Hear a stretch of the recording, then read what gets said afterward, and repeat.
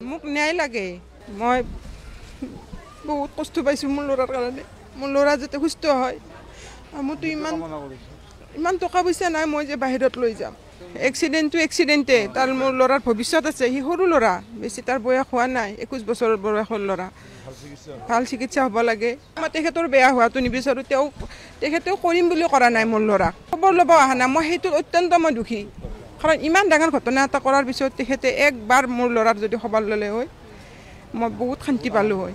পলাই যাব নালাগিছিল। যিমান সোনকালে তাক আনিব পাৰিলে হয়, সিমান সোনকালে হয়তো তাক অলপ ভাল অৱস্থাত দেখা পালোঁ হয়। তেওঁৰ জ্ঞান বিবেকেদি মোৰ ল'ৰাক তেওঁ কি কৰে, মই সেইটোৱে ন্যায়টোৱে বিচাৰিছোঁ। বাৰে বাৰে গাড়ীখনৰ কথাই কৈ আছে। গাড়ীখনৰ ক্ষতি হৈছে। গাড়ীখন ডাঙৰ নে মোৰ ল'ৰাটোৰ ভৱিষ্যত ডাঙৰ? ল'ৰাৰ জীৱনটো যোৱাৰ পিছত মই ক'ত পাম মই? ল'ৰা মোৰ পলিটেকনিক ইঞ্জিনিয়াৰ পঢ়ি আছে, ইলেক্ট্ৰিক ডিপাৰ্টমেণ্ট। 2 বছৰ গৈছে আৰু 1 বছৰ আছে। 3 মাহ পিছত তাৰ এক্সাম। সি কেনেকৈ এক্সাম দিয়ে এতিয়া? সি পঢ়িও থাকে, পঢ়াৰ পৰা আহি পেলাই এই গুৱাহাটীৰে ইয়াতে মামাকৰ এই GMCৰ আণ্ডাৰতে ইলেক্ট্ৰিকৰ ষ্ট্ৰীট লাইটৰ কাম কৰে। এনেকৈ সি কাম কৰি পেলাই যিখিনি পইচা পায়, তাৰ পইচাখিনি দি সি নিজে পঢ়ি আছে। আৰু পাৰিলে পইচা বাপেকক আৰু মোক দিয়ে।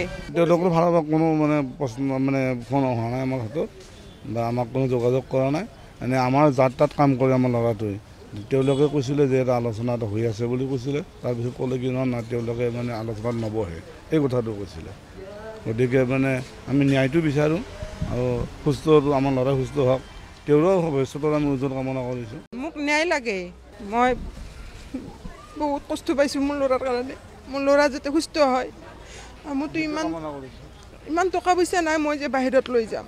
এক্সিডেণ্টে তাৰ মোৰ ল'ৰাৰ ভৱিষ্যত আছে। সি সৰু ল'ৰা, বেছি তাৰ বয়স হোৱা নাই, 21 বছৰ বয়সৰ ল'ৰা। ভাল চিকিৎসা হ'ব লাগে। মই তেখেতৰ বেয়া হোৱাটো নিবিচাৰোঁ।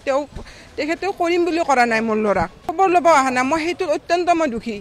কাৰণ ইমান ডাঙৰ ঘটনা এটা কৰাৰ পিছত তেখেতে একবাৰ মোৰ ল'ৰাৰ যদি খবৰ ল'লে হয়, মই বহুত শান্তি পালোঁ হয়। পলাই যাব নালাগিছিল। যিমান সোনকালে তাক আনিব পাৰিলে হয়, সিমান সোনকালে হয়তো তাক অলপ ভাল অৱস্থাত দেখা পালোঁ হয়। তেওঁৰ জ্ঞান বিবেকেদি মোৰ ল'ৰাক তেওঁ কি কৰে, মই সেইটোৱে ন্যায়টোৱে বিচাৰিছোঁ। বাৰে বাৰে গাড়ীখনৰ কথাই কৈ আছে। গাড়ীখনৰ ক্ষতি হৈছে। গাড়ীখন ডাঙৰ নে মোৰ ল'ৰাটোৰ ভৱিষ্যত ডাঙৰ? ল'ৰাৰ জীৱনটো যোৱাৰ পিছত মই ক'ত পাম মই? ল'ৰা মোৰ পলিটেকনিক ইঞ্জিনিয়াৰ পঢ়ি আছে, ইলেক্ট্ৰিক ডিপাৰ্টমেণ্ট। 2 বছৰ গৈছে আৰু 1 বছৰ আছে। 3 মাহ পিছত তাৰ এক্সাম। সি কেনেকৈ এক্সাম দিয়ে এতিয়া? সি পঢ়িও থাকে, পঢ়াৰ পৰা আহি পেলাই এই গুৱাহাটীৰে ইয়াতে মামাকৰ এই GMCৰ আণ্ডাৰতে ইলেক্ট্ৰিকৰ ষ্ট্ৰীট লাইটৰ কাম কৰে। এনেকৈ সি কাম কৰি পেলাই যিখিনি পইচা পায়, তাৰ পইচাখিনি দি সি নিজে পঢ়ি আছে। আৰু পাৰিলে পইচা বাপেকক আৰু মোক দিয়ে। তেওঁলোকৰ ফালৰ পৰা কোনো ফোন অহা নাই আমাৰ হাতত, বা আমাক কোনো যোগাযোগ কৰা নাই। আমাৰ যাত তাত কাম কৰে আমাৰ ল'ৰাটোৱে।